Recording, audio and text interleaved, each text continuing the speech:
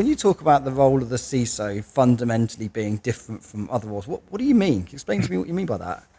So, if I talk about, someone that's functioning as a senior manager or a director or some level of leadership in security, they're executing the security program. And we all know what some of the good security program and practices are, like vulnerability management or some things in incident response. And those are very important pieces.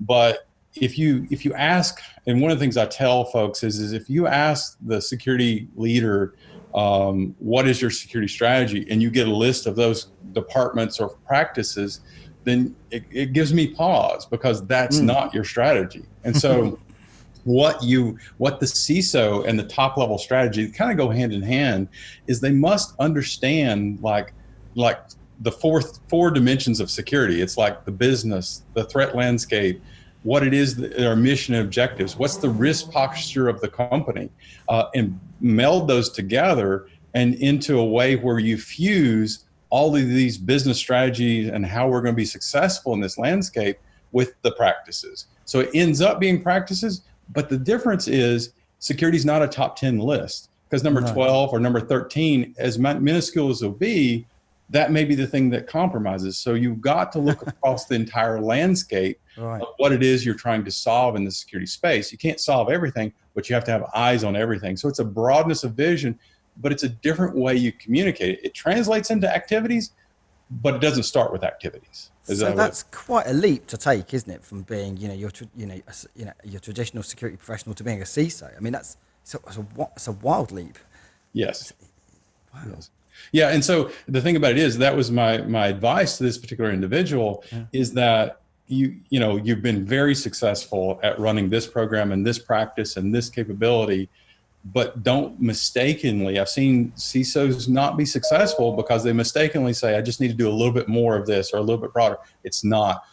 Someone needs to step back and start asking it and bringing in a different viewpoint. And it's that top-down view, and I could elaborate further on it, but that vision of how you bring all those elements together and to be able to articulate back, because you got to be able to, if you talk about vulnerability management is mind-boggling to most IT or business executives. What do you mean I have 200,000 vulnerabilities in my environment? What does that actually mean to the business? That's right. Yeah, exactly. Right. It's interesting. Yeah, we did one of the earlier episodes of CISO Talks we talked about one of the challenges being is that you've got to learn to speak the language of the business if you're to be successful. Because if you're talking IT, if there's anything even remotely technical in there, quite often you're going to struggle to get what you need. Yes. and you've got to learn how to translate and communicate effectively to be effective in this role, I think. Yes, you do. And I think that one of the things that I found that stresses out good security people the most, this is what stresses them out. What do you mean we're going to accept that risk? And like whatever that risk is, we can't do that.